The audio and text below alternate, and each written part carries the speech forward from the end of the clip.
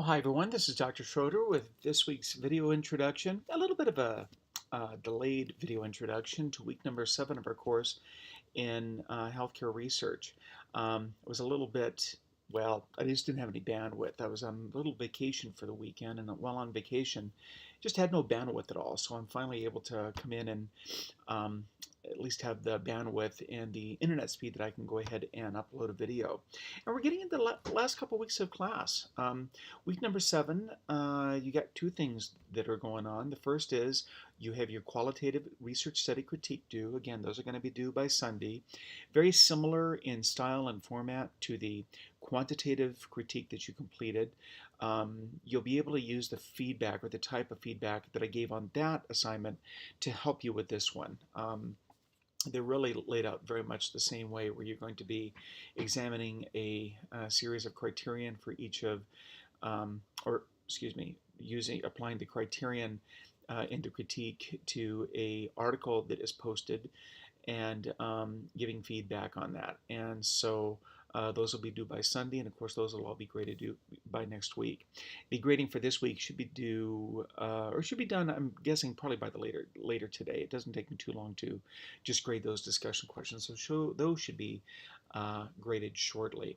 This week we're going to be looking again and continuing our analysis or diving into this topic of quantitative research, and once again we're going to be looking at the Lindley and Hicks article on the phenomenology of deciding among Heberonian analysis among Taiwanese.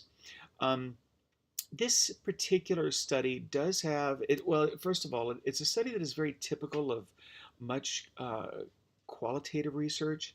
It uses a particular style of research methodology where it goes through and the researchers use semi-structured interviews to just try to find out from these individuals what their life is like. What is it like living with hemodialysis? Well, they don't even make any assumptions at the beginning of the study as to what the fears are going to be or what they may find. But at the end of the study, and after the data is analyzed, they goes through a step where they go back and actually double check with the subjects to see if there's anything else that they need to bring up. Is there anything that wasn't covered? And that particular step is something that is particular to what's known as the Kalasi method. The Kalasi method includes this step where you go back to the subjects and say, here's the results. Is there anything that we want to add, or is there anything, do you agree with what these results are? We, the researchers, these are the things that we've identified. Do you think that we're on the right track, or have we missed something? It's kind of done as a double check. It is a little bit of a controversial method. It's not widely used. It is used in this particular study.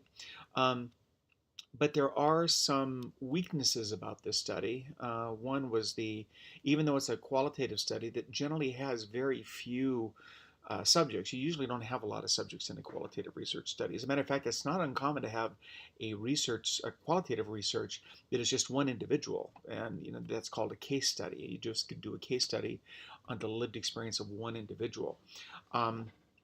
Gives you very deep and rich insights into one individual's perspective, which has certain strengths and weaknesses to it. But here they did lose a few people along the way. It was hard for them to keep people in this research study. And so that doesn't mean that it's an inappropriate study. It doesn't mean that the researchers did anything wrong. It just does lend a little bit of question as to the credibility of the results. And we're going to be discussing that this week. So that's what we're going to be talking about. So the questions are, given the nature of the data, was the data analysis approach appropriate to the design? And do the review methods enhance the credibility, dependability, and trustworthiness? And so that's going to be the task for this week. So you got the discussion question along with the qualitative analysis critique. And so I look forward to, once again, as always, participating along in class with you this week. We're down into our last couple weeks. Nursing research moves, for most of you, I think you're going to be moving into evidence-based practice, it sounds like. So I look forward to finishing up the next couple of weeks with you. Look forward to participating in class, and we'll see you in the discussion forums.